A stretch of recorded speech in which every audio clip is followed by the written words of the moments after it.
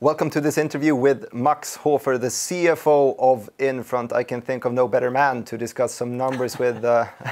Hey Max, how are you? Hi Martin, hi, thanks for having me. It's been a challenging quarter to say the least. The pandemic has struck the world. How would you say, how did Infront respond to COVID? Yeah, it was definitely a very special quarter for everyone and of course also for Infront. It really meant that we had to switch operations from office-based to remote, working from home operations from one day to the other, while maintaining the stability of the systems and providing our customers with a great service. And I must say, I and the whole team here, we are very proud of what we have achieved. The uptime was perfect. We didn't have any major outages or anything, and the team adjusted very well to this new work environment. And the revenue, if we're looking at numbers, it amounted to 28.4 million, and that can be compared to 1 year ago when it was only 10.9, and this with an EBITDA of 5.0 million.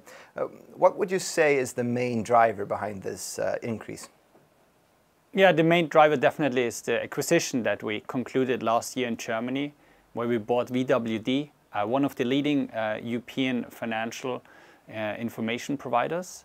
And of course, the combination of the two companies really now is a European leader. This can be seen in the numbers. I would say I'm specifically proud of being able to have the highest adjusted EBITDA number ever in the history of Infront in this quarter, despite all the challenges that we have seen in the market. Yeah, I'm happy about that as well, of course. But let's talk more about VWD in just a while. I just wanted to ask you a bit more, a pandemic-related question, I'm sorry. But looking back at Q2, how did the pandemic affect sales? Were there any specific sales more affected than others and whatnot? Tell me about it.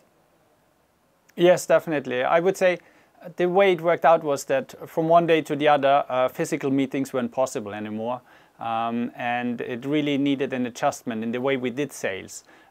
We meet a lot of our customers at events.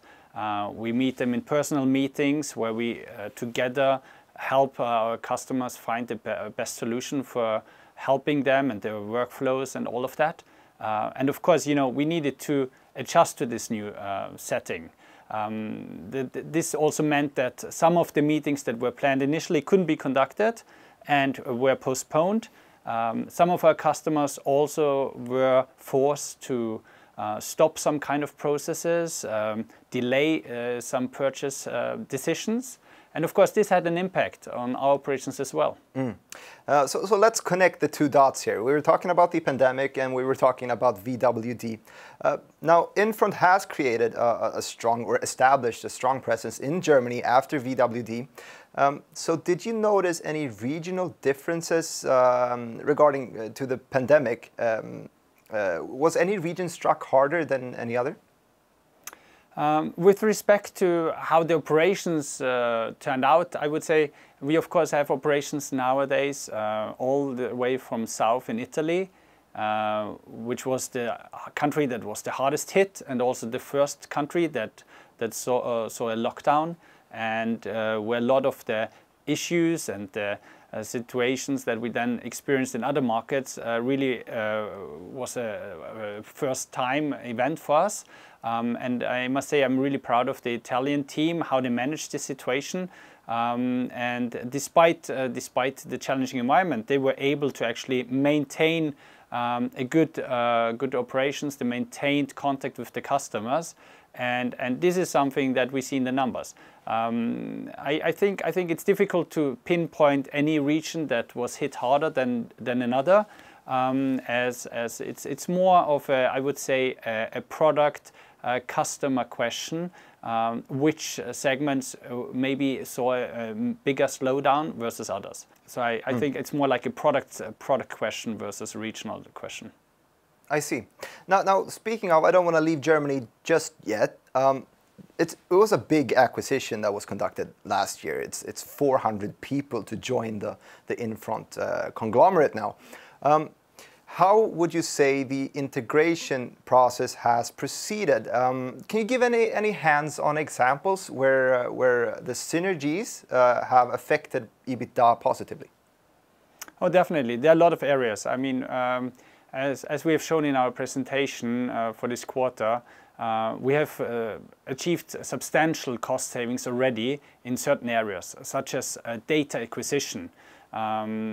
We live and breathe financial information, and a lot of the information that we show to our customers, that we provide to our customers, is actually coming from third-party sources, like stock exchanges. And there were a lot of duplicacies, so we could really take out costs from consolidating data feeds. Instead of purchasing the same data twice, we now purchase it one time for the entire group, and that of course has significant cost benefits. In addition to that, there were areas where we did the same job twice, and going forward we are working hard to consolidating the backbone, the infrastructure on which all our products are run, to make it even more efficient, more stable and future-proof.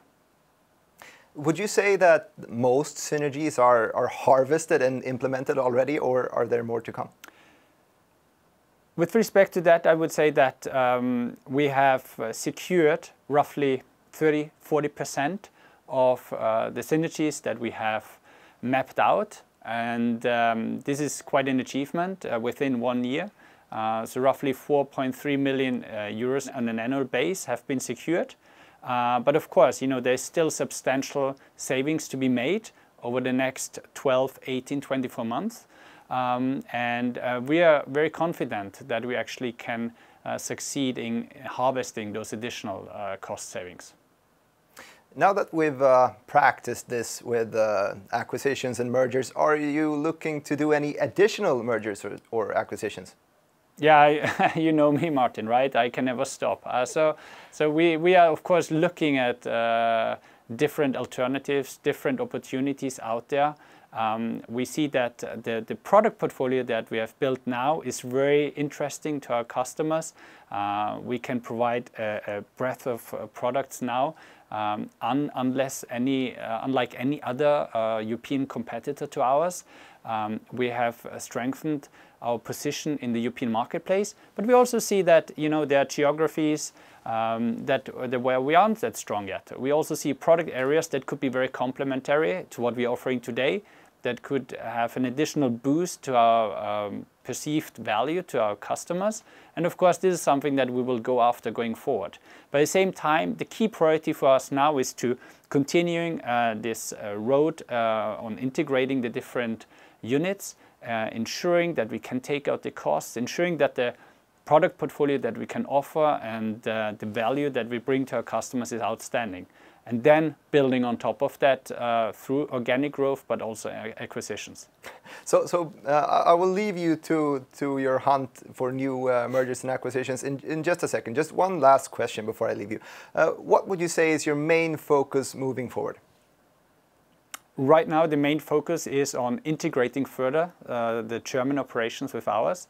And one key milestone, I think, which will be important also to follow for our viewers or your viewers here, is the rolling out of the IPT, the Infront Professional Terminal, our flagship product in the German market, where we believe we can have a significant impact and which will be well received once it's ready. And this should be ready within the next few months. So watch out for that. I will. Thank you so much for taking the time, Max. Thanks, Martin.